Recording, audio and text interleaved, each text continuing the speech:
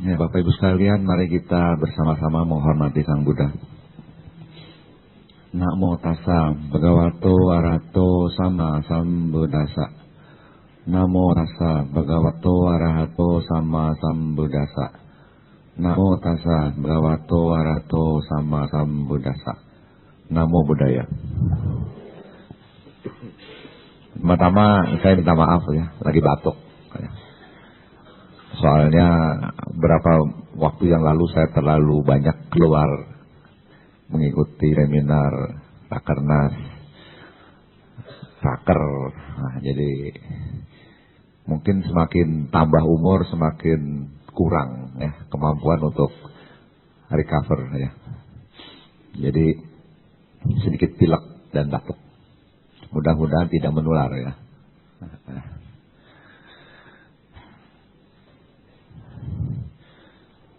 Saya hari ini akan mengajak Anda untuk menempatkan diri dan membuat perencanaan ya.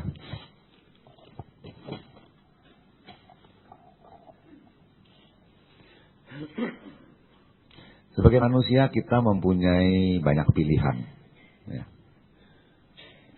Tahu pilihan? Ya. Tentu sebagai umat Buddha kita semua berharap suatu saat bisa mencapai kedamaian nibbana atau orang bilang nirwana. Tapi karena dianggap nirwana ini menyenangkan, lalu banyak orang menyalahgunakan istilah ini ya. Di Kelapa Gading ada 2 tempat, 1 panti pijit ya. Tukang urut ya, namanya nirwana. Rupanya kalau sudah dipijit bisa mencapai nirwana. Yang kedua tukang sate kambing. Sate kambing nirwana. Wah, kok makan kambing pakai nama nirwana. Sebelumnya Pak Cipto pakai nama Gading Nirwana untuk sebuah komplek perumahan di depan Wihara Buddha Sasana. Kalau nirwana dipakai untuk nama band sudah lama ya. Di HI pakai Nirwana Supper Club. Lalu ada pulau namanya Pulau Nirwana. Tapi kita sebagai umat Buddha tetap menganggap nirwana adalah suatu keadaan yang tertinggi yang bisa kita capai ya. Untuk mencapai nirwana ini tidak mudah ya. Jadi kita harus bisa mengikis habis semua pandangan keliru ya. 10 belenggu ya. Tidak semua orang bisa ya. Tapi kalau bisa syukur ya. Sebelum mencapai nibbana mungkin yang level yang lebih rendah adalah kita bisa mencapai sotapanna, sakadagami, anagami, arahat ya. Lebih gampang mungkin poligami ya. Anagami susah lah, poligami aja. Itu bergurau ya. Tapi sebetulnya kita harus berusaha untuk mencapai tingkat-tingkat kesucian. Kenapa?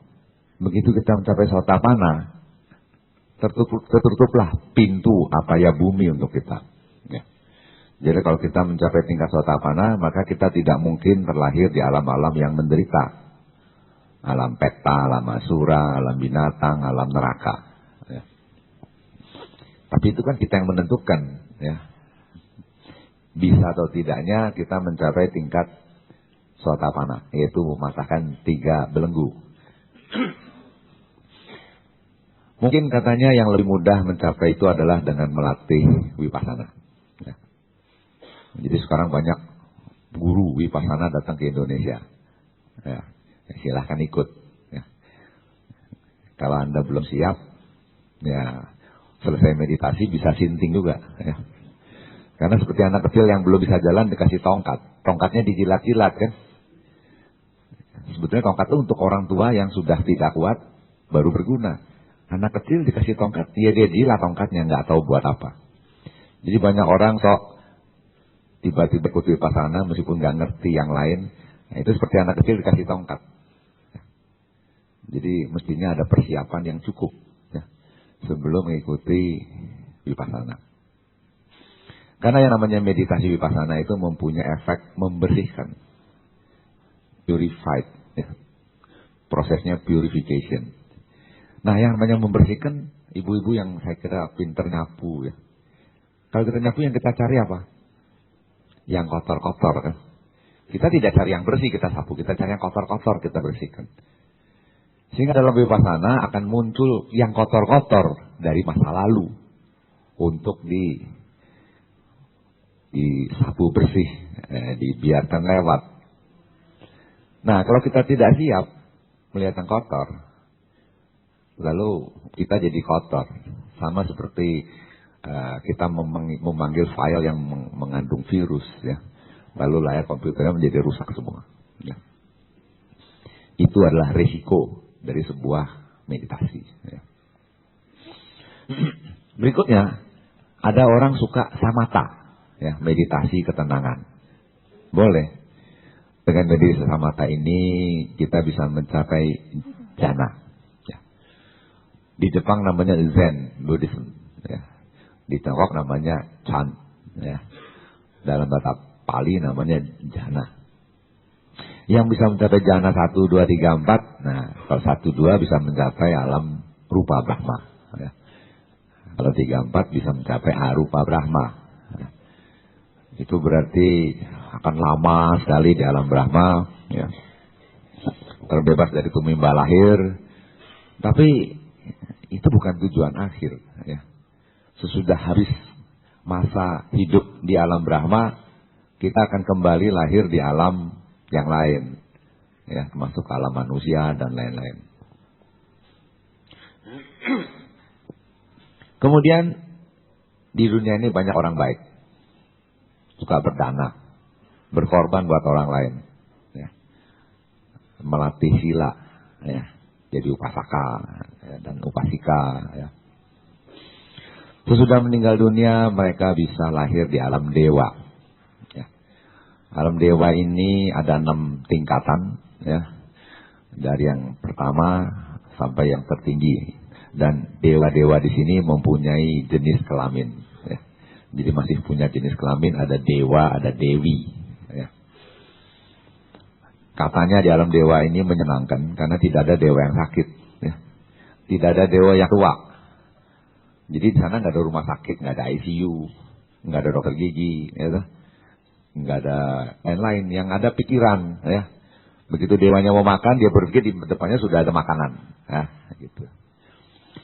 Ada yang sinarnya terang, ada yang sinarnya sedikit, ada yang pengikutnya banyak, ada yang pengikutnya sedikit, ada yang istananya besar, ada yang istananya kecil. Itu semua tergantung dari perbuatan baik yang telah dilakukan oleh dewa itu sebelumnya. Ya. Jadi pokoknya dewa-dewi itu hidup yang menyenangkan. Ya. Mau jadi dewa? Dewinya cakep. Ya. Jadi namanya surga. Ya. Di agama lain kalau kita baca di koran, telah kembali ke rumah Bapak di surga. Nah itu tujuannya kok ke surga. Ya, itu buat kita surga bukan tujuan akhir. Ya. Karena dewa juga bisa marah kan. Tahu dewa marah? Kalau dewanya marah, dia mesti mati di alam dewa dan lahir di alam yang lebih rendah. Ya, jadi dewa tidak boleh marah. Ya. Nah, selain menjadi dewa, orang-orang yang banyak berbuat kebaikan ini bisa lahir lagi jadi manusia. Ya. Di manusia juga macam-macam kan. Di sini satu ruangan adalah 200-300 100 orang. 200 orang, 300 orang. Mukanya kan gak ada yang sama kan. Meskipun saudara kandung, lain juga. Nasibnya juga lain, hokinya juga lain, ya. Setuju nggak? Ya. Jadi artinya meskipun lahir jadi manusia, nasibnya juga tidak sama.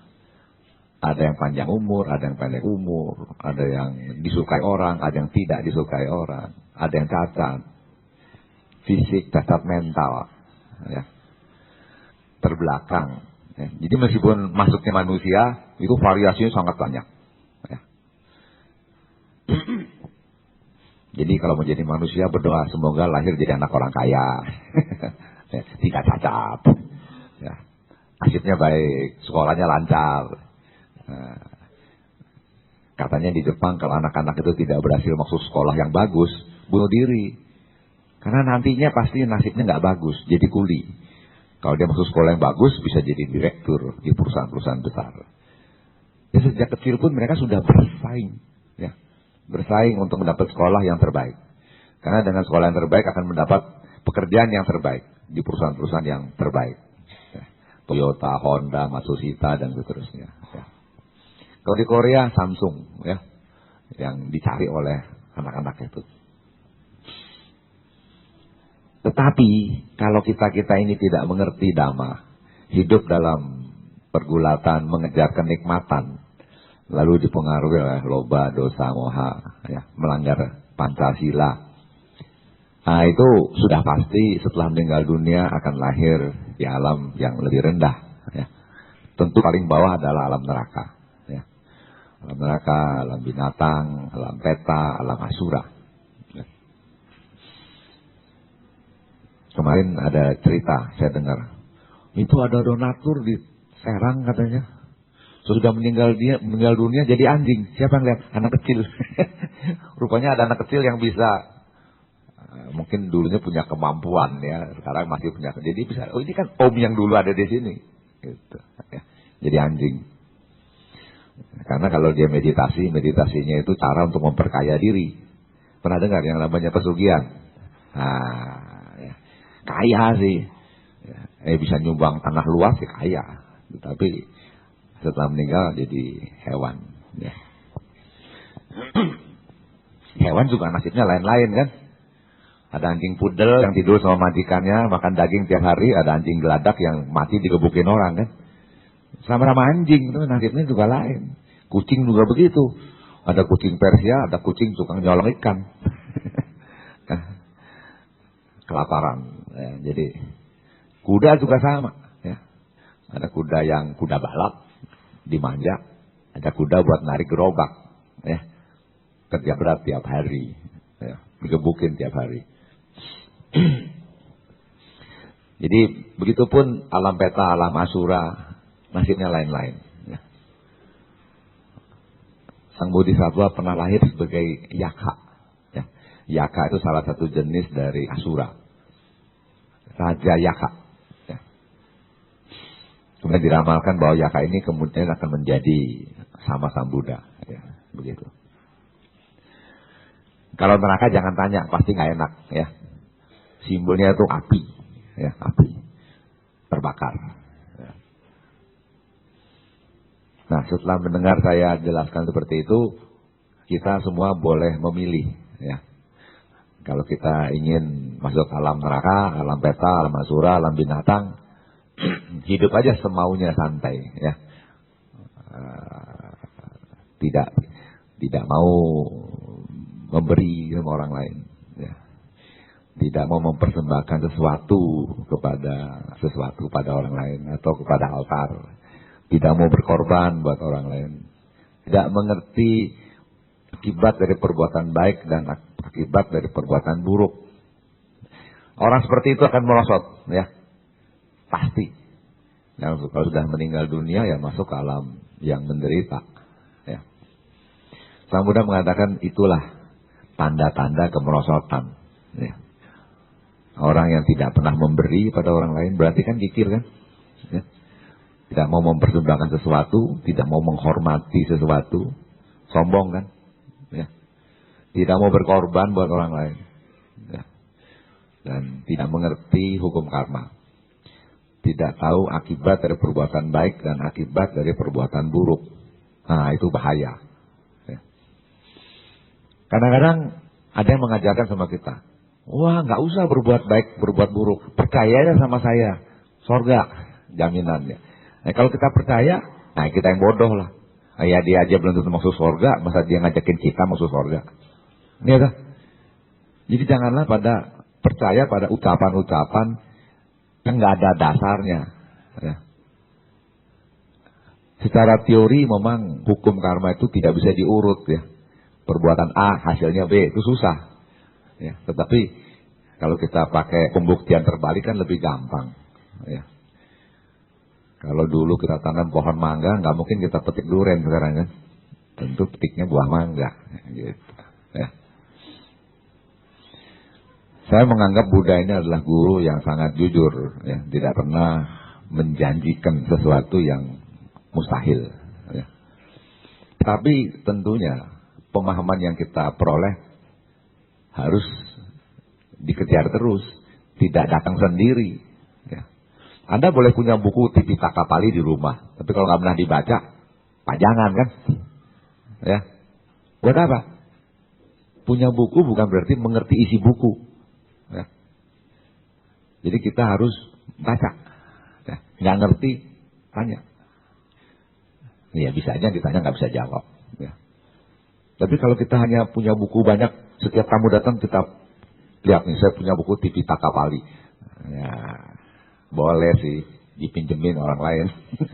Tapi kalau kita sendiri tidak mau baca, buku itu nggak ada gunanya untuk kemajuan kita. Ya. Kalau Anda orang kaya, Anda bisa beli makanan yang mahal-mahal, food suplemen yang mahal-mahal. Tapi apa itu menjamin Anda menjadi sehat? Ya belum tentu kan.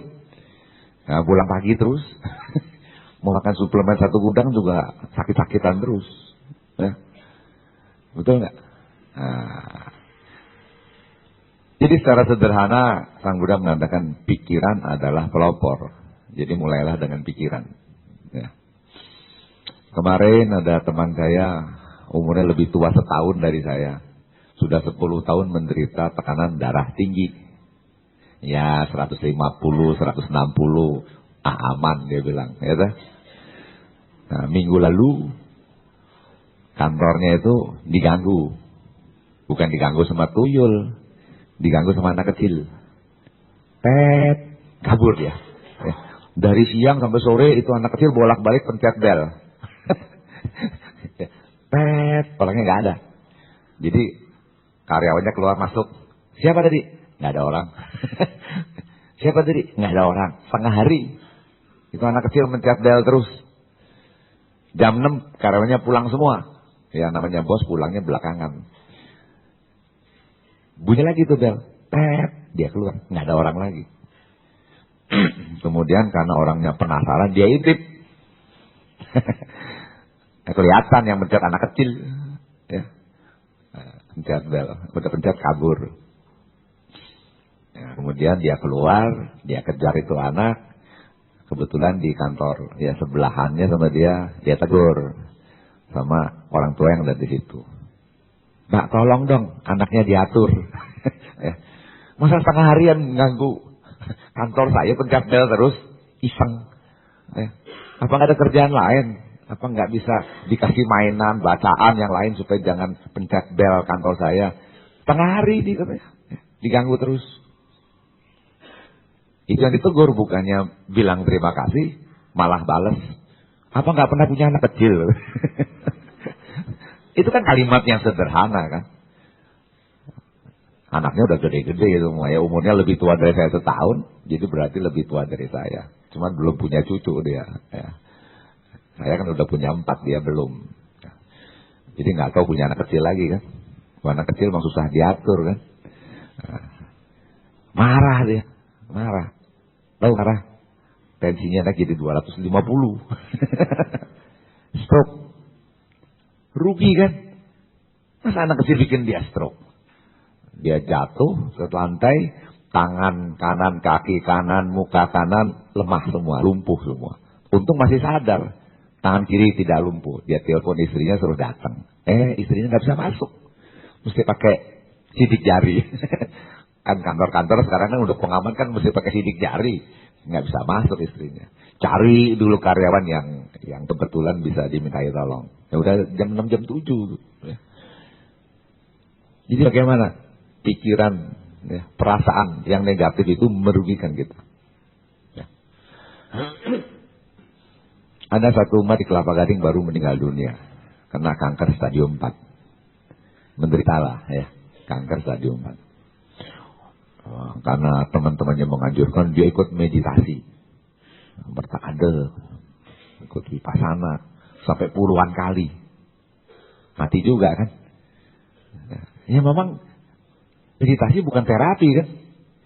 Ya, terapi komplementer iya. Jadi kalau kita menderita penyakit, bukan meditasi, berobat. Guru meditasi kan bukan dokter, itu berobat. Caranya apa? Apa di kemo, ya? Apa di sinar? Kalau stadiumnya masih awal, diangkat. Ya. Itu namanya berobat, mencari kesembuhan. Meditasi, komplement, atau komplement, melengkapi. Apa maksudnya melengkapi? Supaya kita terima, oh hidup ini penuh dengan duka. Saya lagi dapat duka nih. Terima dong. Ya. Oh saya kena kanker. Oh dulu mungkin saya pernah menyiksa makhluk lain. Sekarang saya menderita kanker yang ganas ini. Terima juga. Itu tujuan meditasi sebetulnya. Belajar menerima diri sendiri dengan segala kekurangan. Ya. Nah begitu meditasi, kapan saya sembuh, kapan saya sembuh, kapan saya sembuh. Jadi pikirannya melekat sama diri sendiri kan. Kapan saya sembuh, kok nggak sembuh juga, makin tegang lagi. Ya, akhirnya bukannya sembuh dia, semakin berat penyakitnya. Ya. Kadang-kadang orang cuma ngomong, yang sakit kan bukan dia. Ya toh? Jadi ingat tuh, kalau sakit kita yang menderita, orang lain paling kirim kembang, ya. Ya toh? Kirim kembang, semoga cepat sembuh. Paling dia besuk. Kita jadi nggak tidur-tidur kan. Makin banyak yang besuk, makin capek si pasien itu. Ya. Jadi kalau kita sakit, terima aja kita sakit. Berobat. Ya. Kemudian pikirannya diatur. Ya. Supaya jangan takut mati. Kalau takut mati lebih susah lagi. Ya, mati siapa aja bisa mati, kapan saja bisa mati. Cuma bagaimana matinya kan?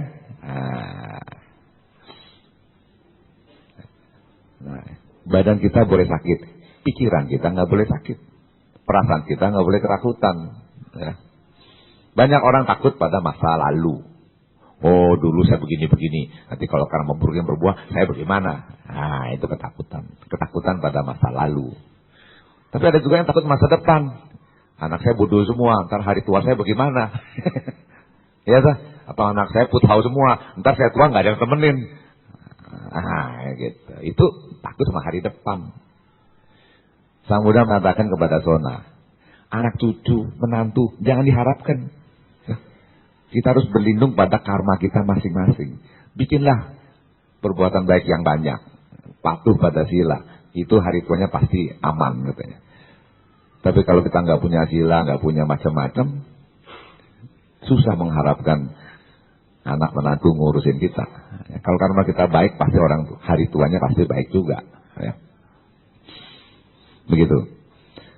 Jadi hidup kita harus kita yang tentukan. Ya. Jadikanlah diri kita sebagai pulau penolong ya, untuk diri sendiri. Jangan menggantungkan nasib kepada makhluk lain. Ya. Sang Buddha aja nggak bisa nolong kita, apalagi makhluk lain. Ya. Sang Buddha kan makhluk yang maha sempurna, maha suci, maha bijaksana, ya, maha meta. Itu pun tidak bisa menolong kita. Oh Sang Buddha, utang saya 2M, tolong bayarin dong. Nah, itu kan mimpi namanya. Ya. Ya. Jadi jangan pikir yang aneh-aneh lah. Utang bayar. Kalau mau bayar, jangan utang. Ya. Jadi ada orang punya gengsi, wah nggak mau jual barang, utang makin gede bunganya. Yang namanya bank itu kan kurang ajar kan. Kita dimintain agunan, nggak bisa bayar, dia sita. Nah, kita rugi. Ya. Jadi kalau bisa, jangan utang. Dompetnya nggak ada kartu kredit, takut utang saya. Entah kalau dilihat utang, nggak bisa tidur. Nggak bisa tidur jadi sakit kan. Nah, kalau jadi sakit kan, bukan cuma saya yang sakit. Keluarga saya ikut terganggu. Karena saya kan yang cari duit. Kalau saya nggak bisa cari duit, istri saya kasihan gitu ya. Dapur tidak akan bisa berasap nanti ya. Nah, jangan mengandalkan orang lain ya. Saya kira itu saja dulu yang saya ingin jelaskan. Kalau ada yang mau bertanya, silakan. Apa khotbah saya terlalu berat? Silakan. Ini ada 5 pertanyaan, semuanya berat-berat, 2 ton. Sebenarnya apa yang terjadi pada tubuh kita ketika kita sedang meditasi? Sehingga ada beberapa orang yang memang bermeditasi secara rutin, penyakitnya dapat sembuh.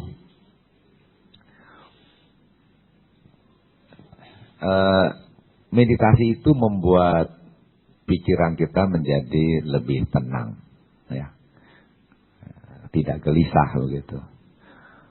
Nah, ketenangan ini akan membuat seluruh tubuh kita bisa berubah. Ya. Pernah dengar The Power of Water enggak? Pernah baca bukunya? Jadi Profesor Emoto dari Jepang, bukan motor ya. Emoto jadi motor listrik, kebetulan namanya sama. Profesor Emoto ini selama 10 tahun mengadakan penelitian. Air yang ada di hutan yang masih rimbun, perawan, dari kutub utara itu diperiksa. Itu kristalnya bagus. Dibandingkan air yang di Sungai Pluit gitu. Ya, kristalnya jelek. Ya. Katanya kalau kita masukkan dalam kulkas 2 buah botol air, yang satu kita bilang thank you, kamsia, satu bilang damn you, ya. Terkutuklah kamu. Ya.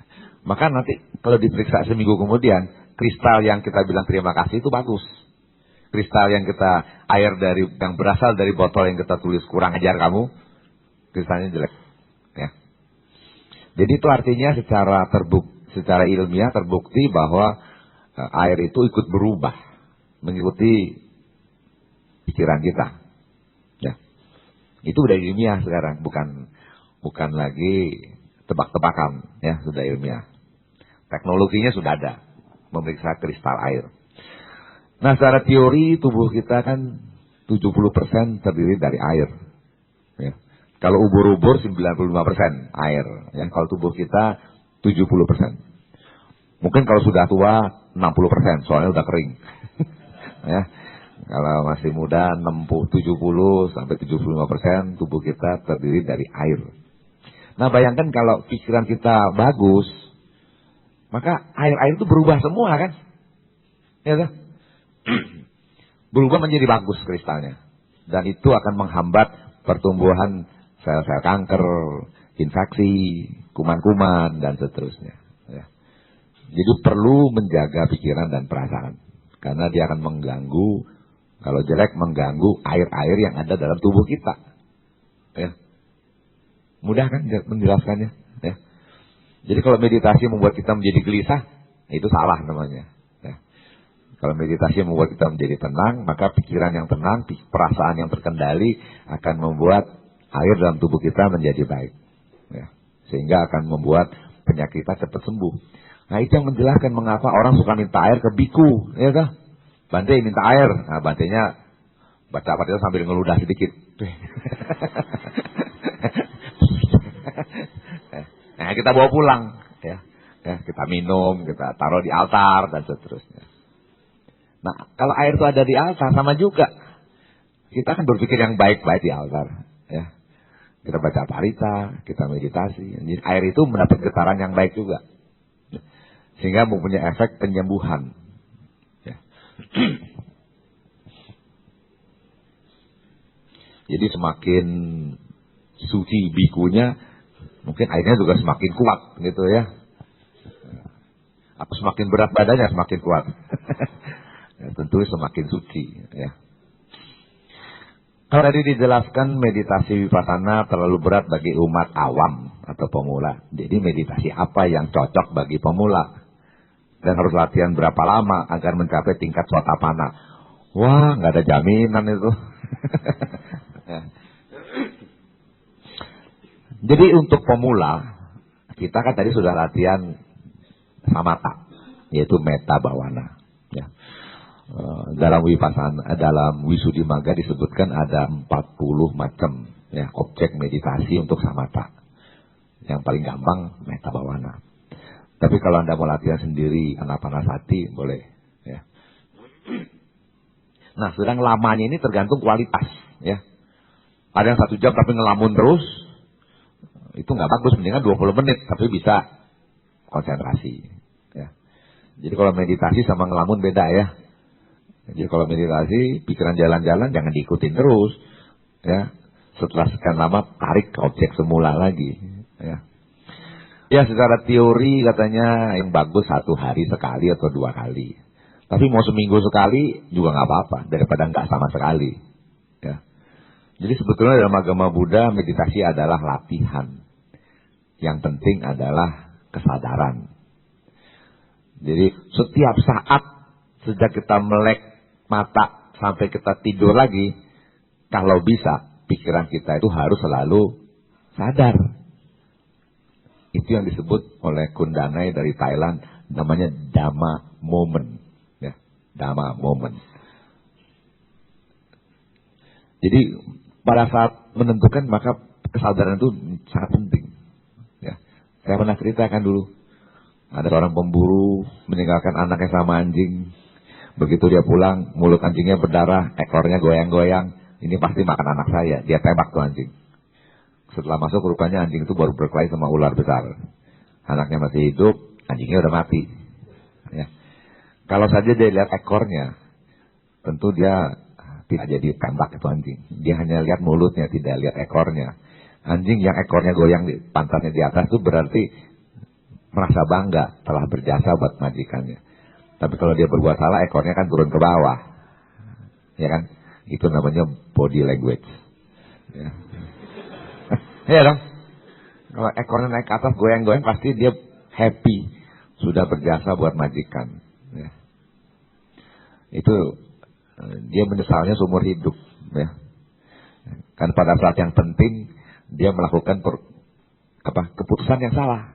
Nah, jadi pada saat Dhamma momennya itu yang penting. Momen menembak itu, dar itu. Ya. Jadi kita juga bisa begitu kan. Jadi pada saat yang kritis kita mengambil keputusan yang salah. Ya.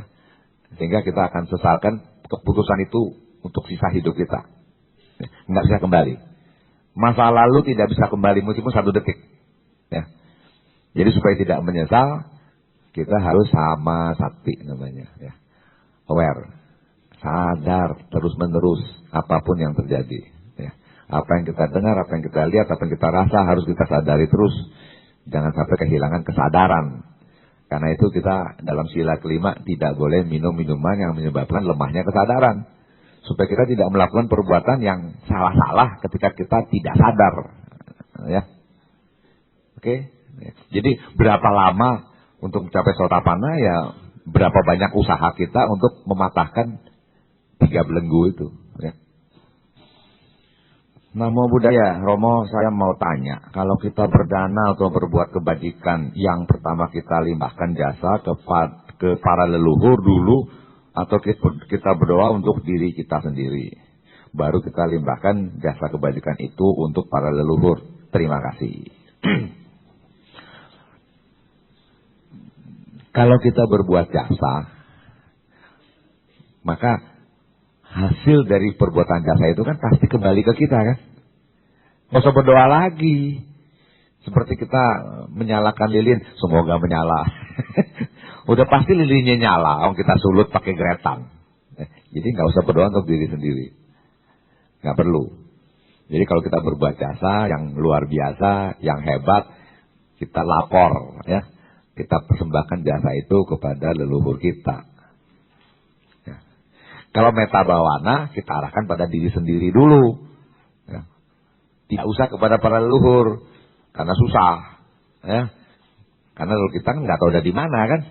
Ya, jadi paling efektif adalah patidana, persembahan jasa kepada para leluhur. Meta untuk diri sendiri dan makhluk-makhluk yang masih hidup. Ya. Itu yang saya baca di Visuddhimagga. Ya. Saya mau tanya 10 belenggu itu apa saja? Saya nggak hafal ya. Yang pertama misalnya keraguan-raguan terhadap Buddha, Dhamma, dan Sangha. Itu artinya sadar kan. Jadi kalau orang ragu-ragu, Buddha itu pernah ada apa enggak sih? Dhamma itu betul apa salah sih? Sangha itu bohong kali itu ngomongnya semua. Nah kalau masih ragu-ragu, itu mesti dipatahkan dulu. Ya misalnya. Kemudian tidak boleh ada keraguan-raguan mengenai tumimba lahir dan lain-lain. Ya, jadi kita harus terima itu sebagai suatu hal yang ada begitu. Pikiran kita mengenai aku harus dikurangi, ya, ego. Ya. Jadi Kalau kita bisa mematahkan 3 belenggu, kita mencapai sotakoh. Melemahkan belenggu yang keempat dan kelima, sakadagami. Ya. Mematahkan belenggu 4, 5 sudah menjadi anagami. Nah, sisanya itu adalah arahat. Ya. Misalnya kesombongan, ingin untuk lahir di alam rupa Brahma, ingin terlahir di alam arupa Brahma, ya. Dan mano itu kesombongan. Ya. Kita semua kalau lihat foto kan kita lihat hidung kita dulu kan. Oh, saya di sini. Ah, kamu di sana kan? Nah, orang lain baru belakangan. Kita cari kita dulu kalau foto bersama. Itu berarti apa? Aku paling penting. Ya. Jadi selama ada ego, selama ada aku, tidak mungkin kita mencapai arahat. Ya. Itu tuh yang bisa saya jelaskan. Nanti satu-satu persisnya apa ada di buku banyak kok. Ya. Kalau belum dapat juga nanti cari saya lagi, ntar saya kasih urutannya. Namo Buddhaya Romo, meditasi sebaiknya berapa kali dalam seminggu untuk seorang pemula? Apakah berarti meditasi di rumah harus membaca parita lebih dahulu? Parita apa saja yang harus dibaca? Ini ujian apa ya? Begini nih. Sebetulnya kalau kita menyediakan waktu untuk merenungkan mengenai anicca, ya, meskipun sekejap, ya, itu sudah luar biasa baiknya. Cuma kita kan gak ada waktu kan. Yang kita pikirin mengejar ini, mengejar itu.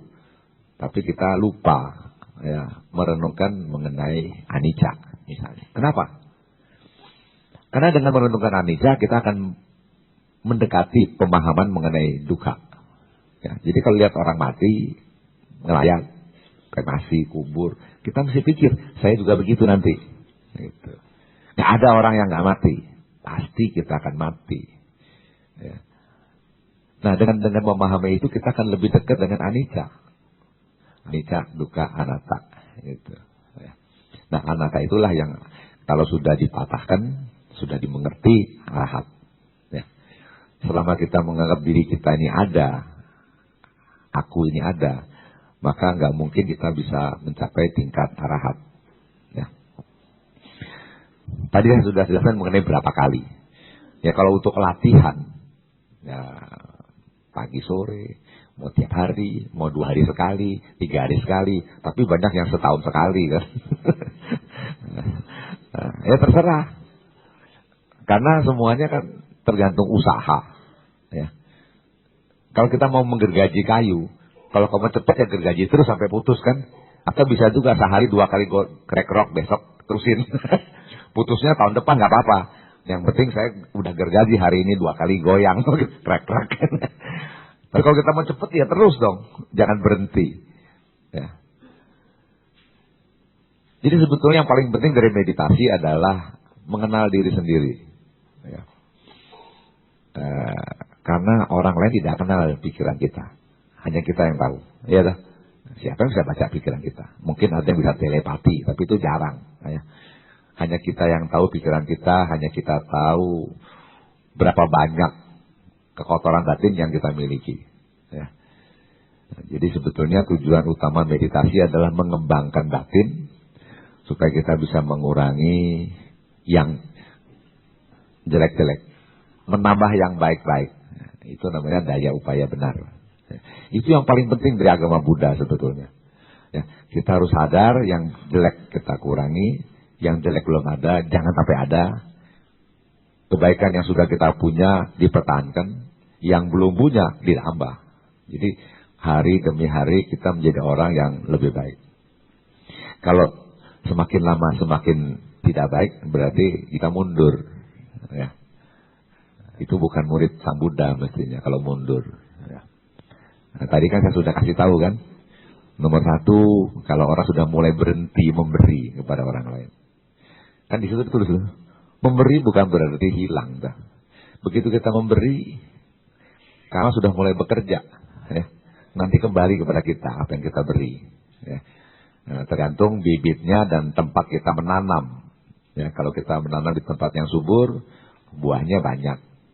Tanam di tanaman yang kering, ya tidak berbuah, bisa begitu. Ya. Kemudian kita harus bersedia mempersembahkan sesuatu. Ya, di sini saya lihat ada buah dan bunga dan seterusnya. Itu kan mempunyai makna sebetulnya. Itu sebabnya kita hanya di hari-hari besar saja datang ke wihara bawa bunga, lilin, dupa. Itu pun disediakan oleh wihara kan. Mestinya kita bawa dari rumah. Ya, bawa dari rumah, petik sendiri, bunga, dupa, lilin, ikat, persembahkan ke Allah. Itu namanya persembahan, offering. Ya. Kemudian berkorban. Rasanya susah ya melaksanakan yang satu ini. Banyak kenalan saya punya penyakit gagal ginjal, cari ginjalnya ke luar negeri. Padahal di sini kan 240 juta kan orang kan. Masa nggak ada satupun yang mau kasih ginjalnya buat dia? Kita semua punya 2 ginjal kan. Dan kita bisa kasih 1 buat orang lain. Dan kita tetap hidup. Cuma ntar kalau yang 1 rusak bagaimana? Jadi kita pikir, saya kasih 1. Kalau yang 1 rusak bagaimana? Mati dong saya. Nah, memang ada undang-undang, tidak boleh menjual organ tubuh. Ya. Tapi kalau kita menyumbangkan organ tubuh kita kepada orang lain, itu kan bukan jualan kan. Sesudah itu orang itu berbuat baik pada kita kan urusan dia, bukan urusan kita. Tapi kalau kita, mau beli berapa ginjal gua 200 juta, mau nggak? Itu namanya jualan kan. Tapi kalau kita danakan ginjal kita pada orang lain dengan sukarela, dia mau bayar nggak bayar urusan dia lah. Kalau orang miskin pasti nggak bisa bayar kan. Tapi itu namanya berkorban buat orang lain. Dan itu yang jauh dari kita. Ya. Yang paling gampang mungkin berdana kornea mata. Ya. Ambilnya udah mati. Ya. Kalau sudah mati baru diambil, ya nggak apa-apa lah. Dan nanti badannya dibakar juga jadi abu. Ya. Jadi sebelum jadi abu, ambillah kornea mata saya, kasih mereka yang memerlukan. Itu namanya berkorban. Ya. Ada yang sudah jadi donor kornea? Belum ada. Gampang itu, tinggal cuma teken aja. Daftar, teken, dan kalau mati lapor, udah selesai. Kalau lewat 1 jam, udah lewat. Udah nggak berguna. Kornea kita keriput kan. Jadi dalam 1 jam mesti datang dokter diangkat. Ya. Zaman dulu memang nggak enak. Dicongkel biji matanya, sehingga mata kita jadi bolong kan. Kasih keleci atau gunduk. Biar tetap ada mata. Tapi sekarang dia cuma putar sedikit, cabut sudah dapat kornea, bijinya ditinggal. Ya. Jadi kalau mau jadi donor kornea silahkan. Di dunia ini negara yang paling banyak memberikan donor mata adalah Sri Lanka, karena Sri Lanka adalah negara Buddhis. Ya. Di sini kan orang Buddha juga banyak kan, masa nggak ada yang mau jadi donor mata sih? Ya. Kan kasihnya udah mati. Kalau kasih ginjal masih hidup kan? Nah, saya anjurkan jadilah donor kornea. Kalau nggak mau jadi donor ginjal. Coba kalau hari ini semua Anda menjadi donor ginjal, 200 orang ginjal bisa menerima ginjal dari Anda. Mau nggak? Wah, itu saya pikir-pikir dulu. Ingat nggak Paramita dari Sang Bodhisattva? Dia berdana barang, berdana anggota badan, nyawa pun dia kasih. Ya. Itu untuk calon Buddha. Nah, kita kan belum. Kita kan masih cere-cerenya, nggak usah lah bilang gitu ya. Tapi kalau mau silahkan. Cari dokter ahli bedah yang urusan urologi. Pak dokter, kalau ada yang perlu ginjal saya, ambil. Tapi jangan dua-duanya. Ambil 1 aja. Nah, kalau ambil 2-duanya saya mati. Ya, ambil 1 aja. Yang kecilan. Yang gedean buat saya. Itu ginjal ada yang sama, ada yang nggak sama. Ya. Ada yang gedean, ada yang kecilan. Ya.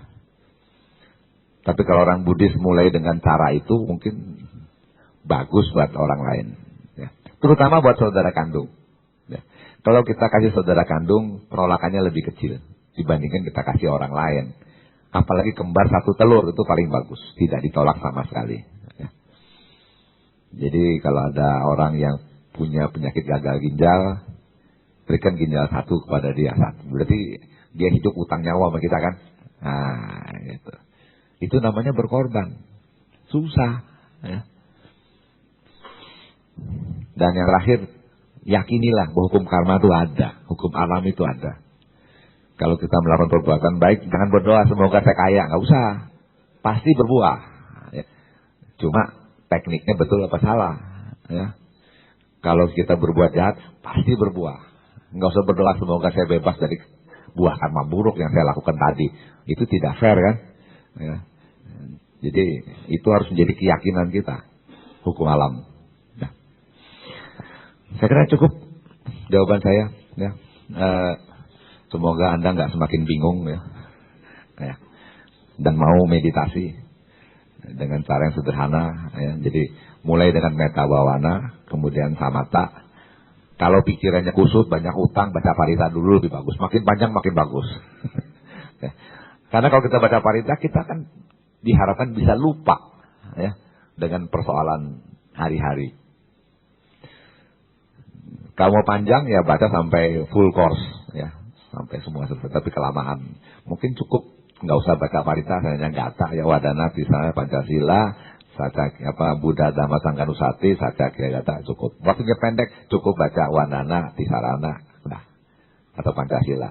Ya. Pancasila perlu dibaca ya, karena mengingatkan kita untuk tidak melakukan perbuatan yang merugikan orang lain. Ya. Sekarang cukup sekian. Namo Buddhaya.